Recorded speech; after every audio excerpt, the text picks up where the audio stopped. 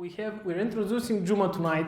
Very excited to tell you a bit more about this. But I always start with telling a bit more about myself. I don't know, I know many of you because you've been coming to our events, and I'm very grateful for this. My name is Iliya, co-founder CEO of Juma. I was a math competitor for 12 years, and then I had multiple startups, 365 Data Science, Triveta, and then team-gpt, which now is called Juma. No surprise, like review of the name change, but yeah. We became a bit more famous around this, the big funding that team-gpt secured almost 2 years ago now, a year and a half ago. As you know, it all started in this small office in, it's right across it's in the city center. It's an old apartment on the first floor. There was not much light, and we were getting there coding a lot. And that's my dog over there. And this is where it started, a small experiment, a collaborative platform where you could work with AI models. You could connect OpenAI. You could connect, back then, Meta was a thing. And yeah, so you could connect different models, and you could compare the results. You could organize your prompts and this and that. This startup got a lot of traction, and we were building a lot in public. You remember, you kind of remember our journey on LinkedIn, and we managed to secure this big funding round.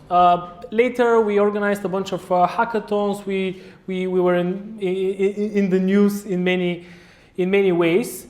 Here we brought our board member Michael Montano, who used to be head of engineering at Twitter.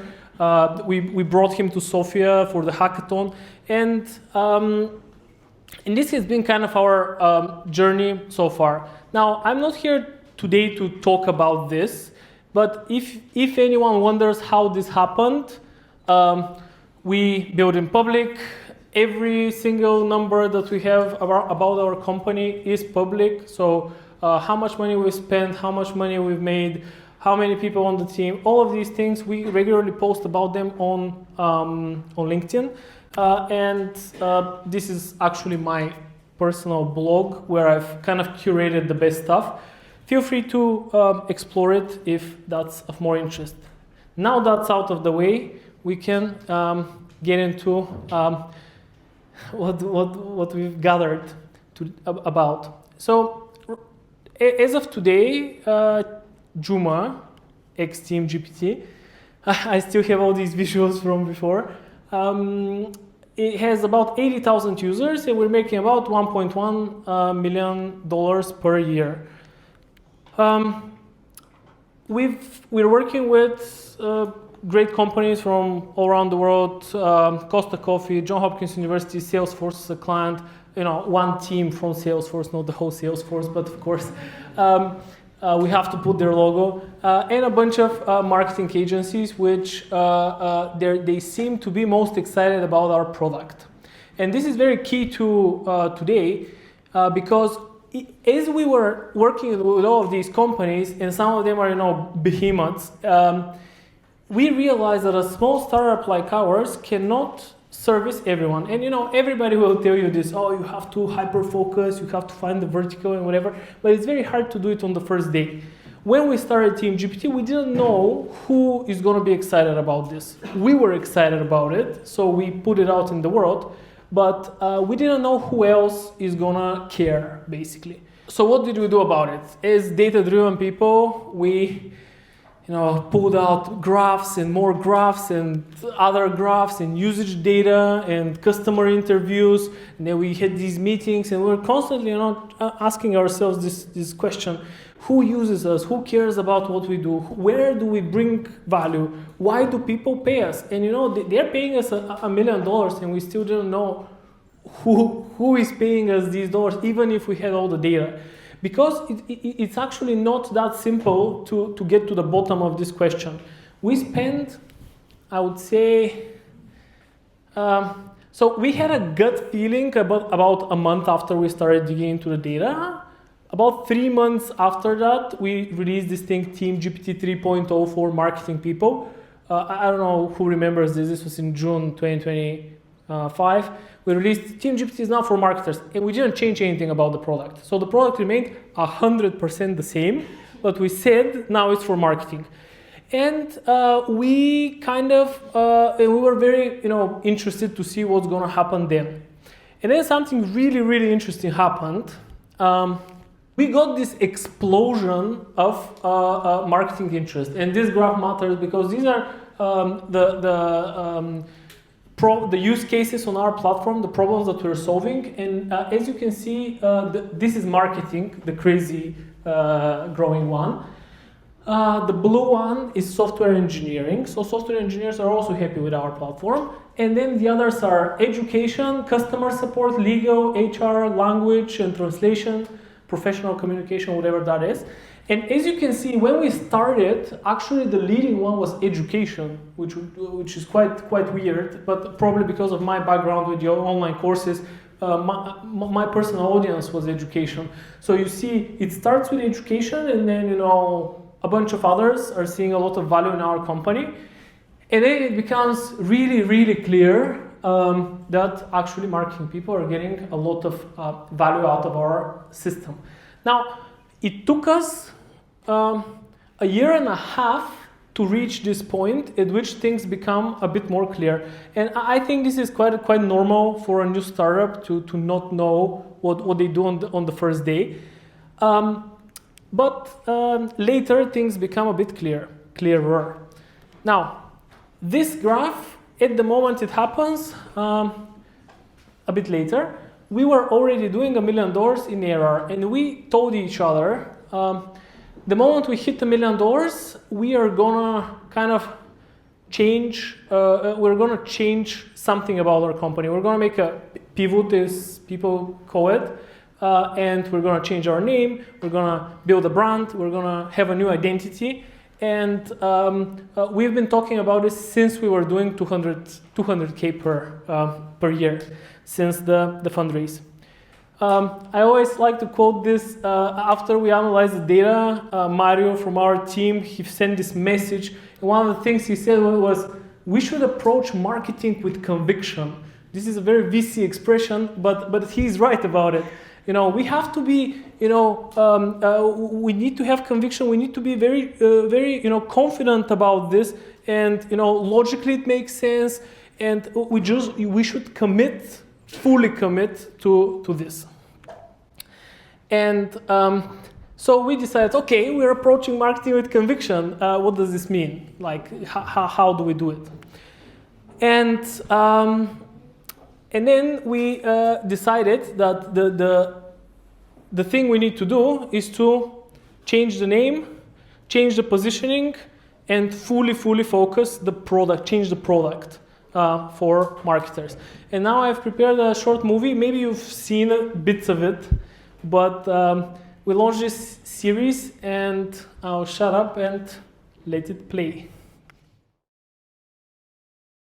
So OpenAI sent us not one, but 2 legal letters about our name, team-gpt. 2, because apparently the first one wasn't clear enough. Now, most companies will handle this differently. They will respond professionally, they will file this away or try to negotiate. But we are marketers. And we're obviously creative with our problem solving. So we asked ChatGPT what to do with them, and we got these answers.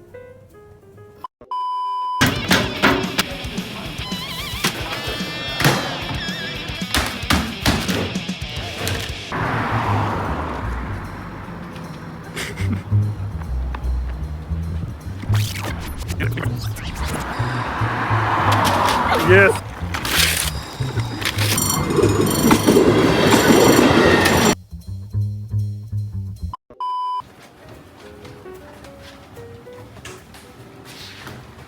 Man, whatever.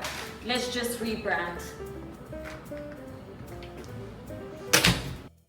So this was the first video. So many people ask us about these letters, are they real or whatever. They came in a year and a half ago, actually. So we knew that OpenAI doesn't like us being called like this. And it wasn't OpenAI, it was mainly their lawyers that had an agenda to do this. Probably people at OpenAI didn't even know that this is happening. But their account manager is asking us to buy more credits from OpenAI. At the same time, we received this note. The reality of this is that if you want to build a multi-billion-dollar company, you cannot be code like another company. This is the reality. And when we became team-gpt, when we were first called team-gpt, we were not building a billion-dollar company. We were, building a tool which is helping teams work with GPT. This was the idea. After we got this great validation along the way, it became clear that we need to be our own thing. And this guy from the video, Andre, he's the guy who actually when he came on board, we were doing 200K ARR, and he said, we have to change the name. And I said, absolutely, but not today. So he was leading the whole effort. And when we started the rebranding, here is how it went.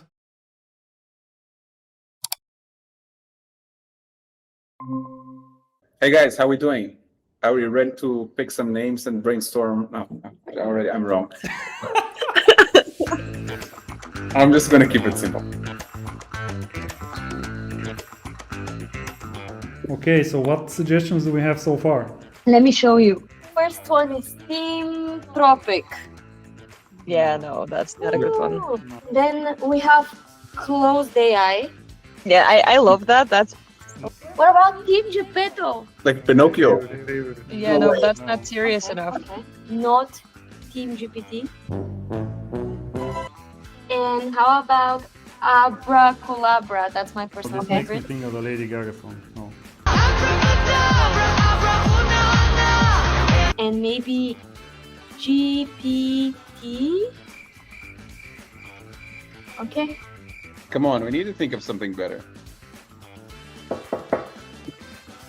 Guys, I think someone's knocking at the door. Let me go get it.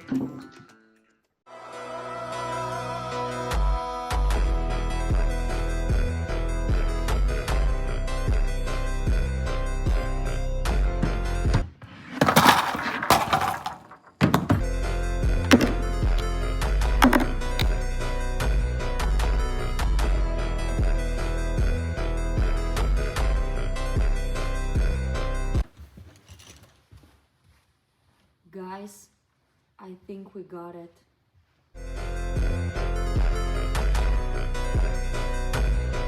This is kind of the point at which we knew we were gonna change our name. We didn't know what the new name is gonna be, and we were in this process already. So how do you sell a product where you know you're gonna be coded in a different way, you're gonna serve a different audience? So we made all of our marketing efforts about the thing that we're doing. We're rebranding, we're changing the name. There's nothing else we can do. We can just hype about something. And everybody would come to me and say, what's the new name? What's the new name? I don't know. I really didn't know what the new name is gonna be, because it took a lot of time to get the name right. So this is kind of the process we went through 300 names. So the whole team was thinking about this for about, can you click present? The whole team was thinking about this for about 6 months, and some of the options are, Keystone, Ritual, Anchor, Pilotplex, Steer Suite, Chief Chain, Ikigai. What else? Hloop, Ignite. I don't know. We had all of these Revel, Buzzbase. My favorite, Martoshi, but nobody wanted to be called like this. And we went through these names, and it was very, very painful process, because you're changing everything about yourself and everything that people know me as Iliya from team-gpt, and now it's Iliya from Revelate. It's just weird. So we hired this agency, and then after a whole week of thinking, they come to us and they're like, we have it, we have the perfect name for you. You're gonna be called Acera.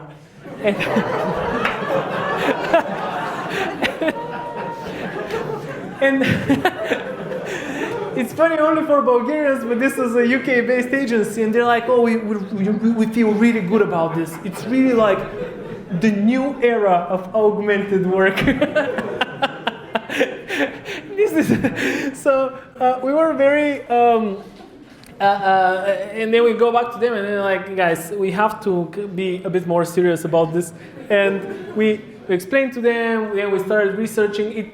It turns out that every name means something else in a different language. So this becomes an even harder process.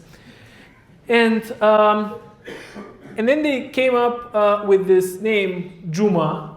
And it meant a lot of things, but the two that resonated with us quite a lot, one of them was Juma for just marketing, and this really clicked with us. But then when we started researching, Juma is actually, it means Friday in Arabic and Swahili, and it's their day off. They don't work on Juma. Actually, people were very excited about this, and when we launched a full-scale survey, 100 people from these countries, how do you feel about this? Is this offensive to you? Is this?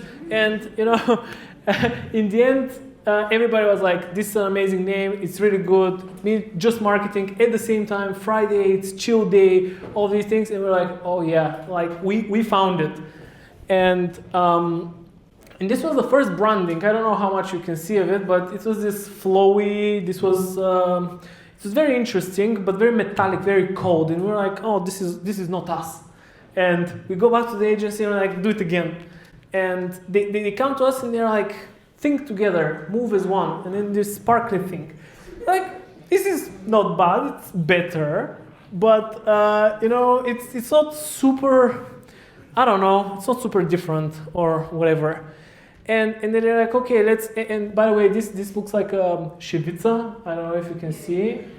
They didn't know. They did it, and we're like, okay, another Bulgarian thing you've nailed. Which this time it's a good thing, but still.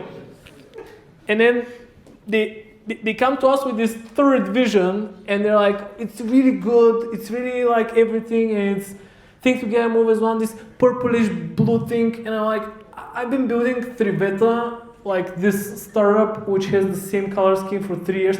I cannot do this to myself again. Please, like other colors. But it's so different, and I'm like, not to me. Like to me, it's like I've seen these colors too many times.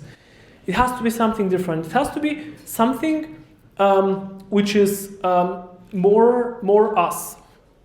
And in the meantime, go back to the video. We're in San Francisco and we're about to launch the video. We're putting the last episode of the rebranding. Go. For over 2 years, the name team-gpt served us with distinction. With team-gpt, we welcomed our first user. Today we have more than 75,000 users. With the name team-gpt, we crossed 1 million in ARR. 1 million reasons to believe we're onto something special. And that something special deserves a new name, a new vision. But the team behind the name will continue serving you with a new name and our own identity. Thanks, team-gpt.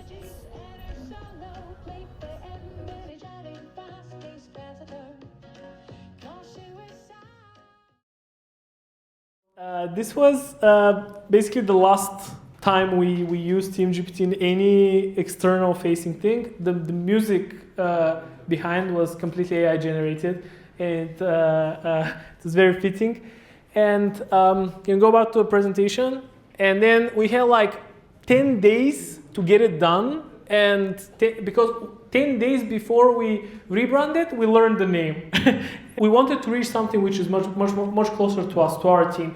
Now, the dev team had 10 days to get this done, and then they just sat and they, with the biggest confidence and chilled as fuck from my perspective, they just methodically changed everything and they got it done. It was an absolutely incredible team effort from the internal team, team-gpt back then team. So amazing job, guys.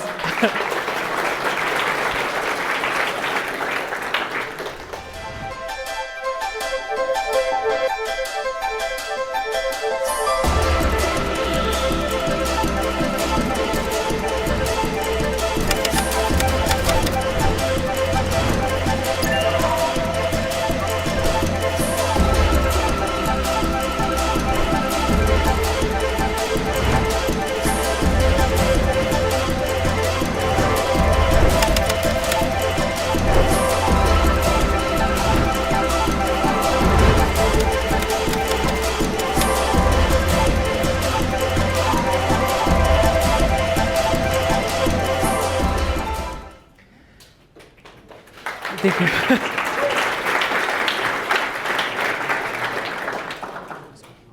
Personally, I'm very, very happy with the final results that this rebranding had. But the most important thing is what is the product? So what does the product do? It doesn't really matter what anything else is if the product doesn't do something exciting.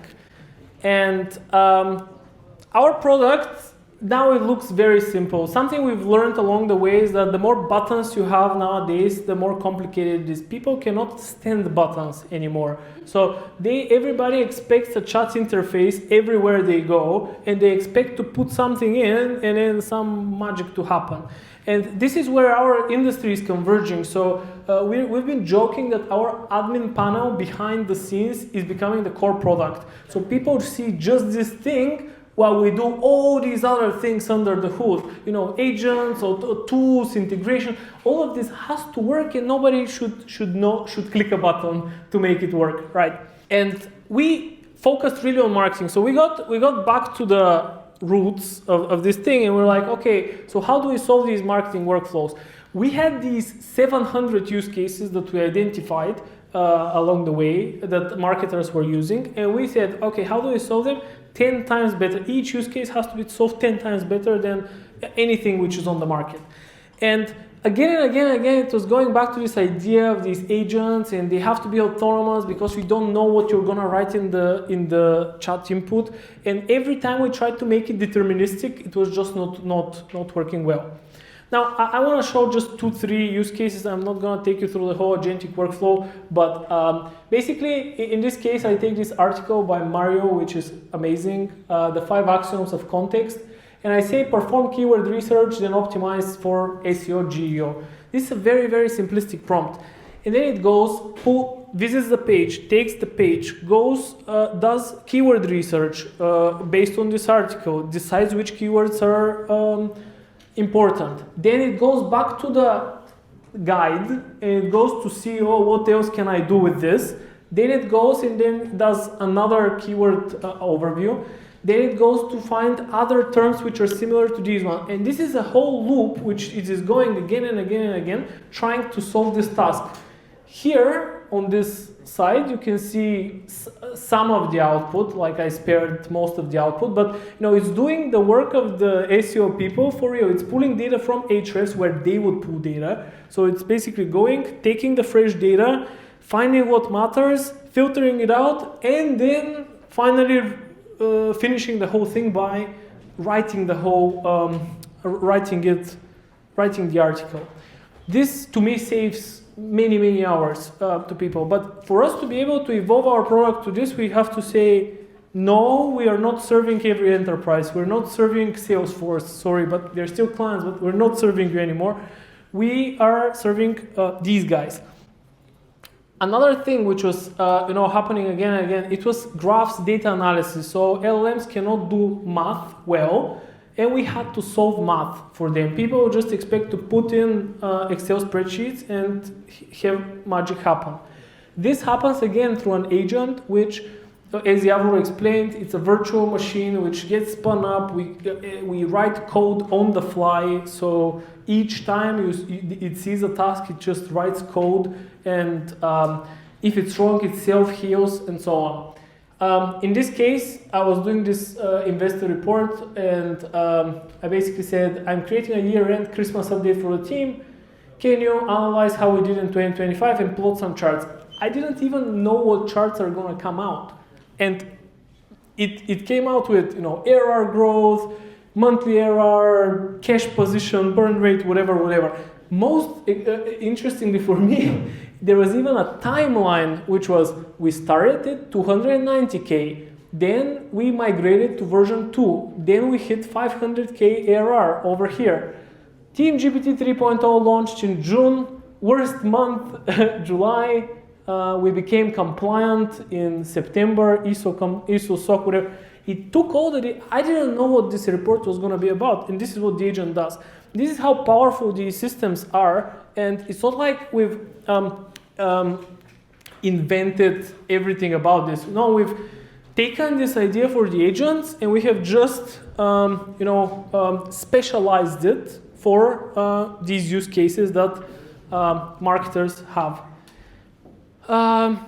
It can create PDFs, Excels, documents, presentations. So here is a PDF which is completely created by the agent. Here's a presentation. Again, the prompt is create a presentation. It creates a PowerPoint presentation, puts in the whole stuff. The whole thing is done by the agent. The most important thing here is if it's a deterministic workflow, as Yavor mentioned before, it doesn't work. If you use Zapier, Make, whatever, it's gonna break along the way. It has to be a self-healing system which is writing code on the fly. Otherwise, it doesn't work. Even websites, we realized that we built Lovable without knowing. By the way, here in the room we have Kalu, who built Lovable, Striama.app. Kalu is 19 years old and he built a Lovable competitor. Please give it up for Kalu.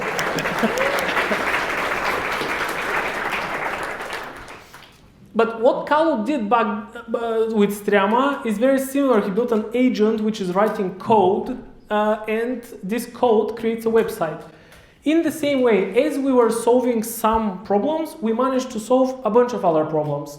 And in this case, we present the marketing stuff in the website form. This is what we can do today. As we're going forward, we call this a super agent, and the super agent is already able, on our dev environment, is already able to plan and autonomously perform any marketing task. So whatever you give it, if it has access to your Google Analytics, your Ahrefs, your YouTube channel, your social media accounts, it can perform any task as long as you give it the goal. It needs the objective and the access to do it. Historically, we've been always doing this with your own data as well. So if you add your own data, it's going to be much, much better, right? But now it's becoming more and more autonomous each day. We believe that every time you create a product, every time you have an idea and you want to turn it into something real, you should not be buried into the technicalities. Nobody should be setting up campaigns in Meta or Google. Nobody should even know how to do it. You know that you want to run some ads and get some people to your product. This will all be automated and is already being automated by agents like Juma, and hopefully we're going to be the fastest one to market with this one. But we really believe that in the future, in the same way anybody can create software, everybody will be able to market anything.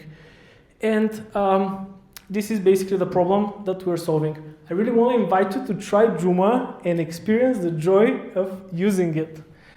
Thank you so much for coming to our launch event.